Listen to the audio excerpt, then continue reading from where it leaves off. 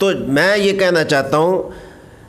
اگر تبلیغی جماعت نے کبھی کسی کو زبردستی مسلمان نہیں کیا، دعوت اسلامی نے زبردستی مسلمان نہیں کیا، کسی مدرسے نے کسی کو زبردستی مسلمان نہیں کیا، کسی مسجد میں یہ واقعہ کبھی رونما نہیں ہوا، ہزاروں خطباء ہمارے اندرون بیرون ملک جا کر تقاریر کرتے ہیں، دین کی دعوت پیش کرتے ہیں، اسلام کا نقطہ نظر بیان کرتے ہیں، اپنا عقیدہ اور مذہب بیان کرتے ہیں، قرآن و سنت کی روشنی میں وہ غیر مسلموں تک دین کا پیغام پہنچاتے ہیں، لیکن بتائیں تو صحیح کسی جگہ کسی ملک میں یہ واقعہ پیش آیا ہوگا کسی کو زبردستی مسلمان کیا؟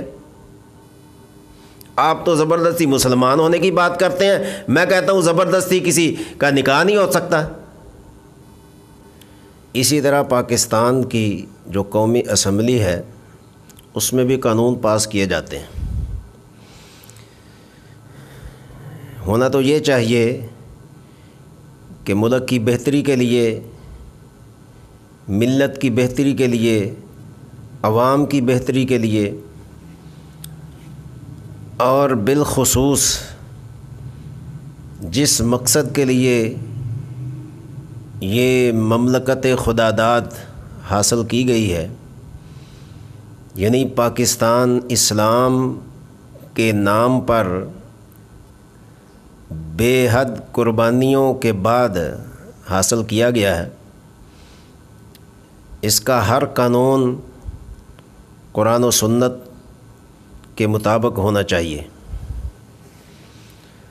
لیکن بدقسمتی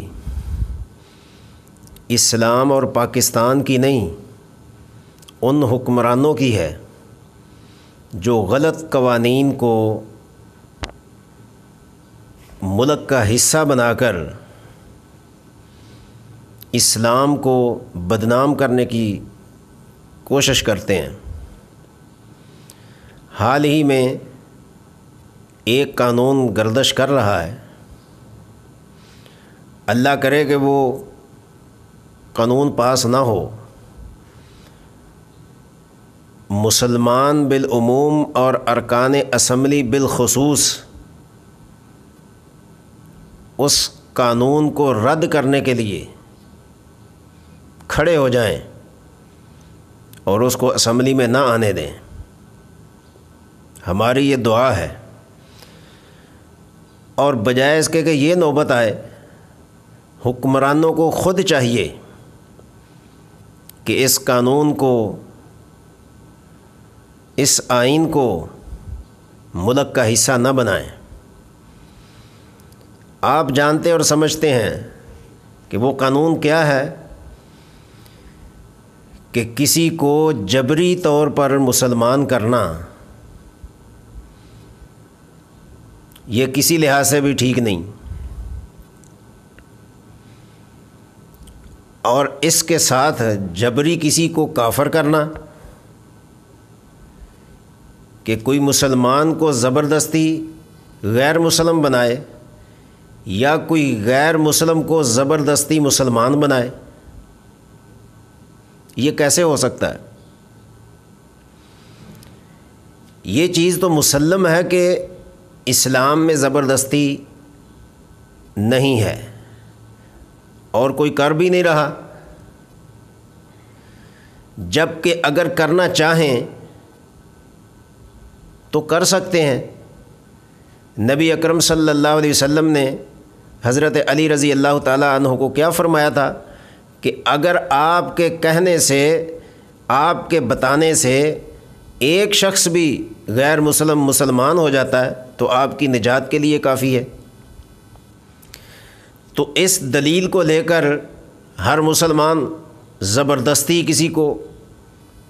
مسلمان بناتا پھرے کہ جی میری نجات کے لیے یہ کافی ہوگا، قطعاً اس کی اجازت نہیں ہے، اور نہ کوئی ایسے کر رہا ہے۔ اور زبردستی کسی کو مسلمان کرنے سے وہ مسلمان بھی نہیں ہوتا۔ زبردستی آپ کیسے کسی کو مسلمان کر سکتے ہیں؟ یہ تو اسلام کے نقطہ نظر کے ہی خلاف ہے۔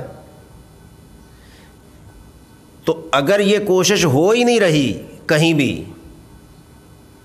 تو پھر اس قانون کو لانے کی ضرورت کیا ہے؟ حالانکہ اگر آپ دیکھیں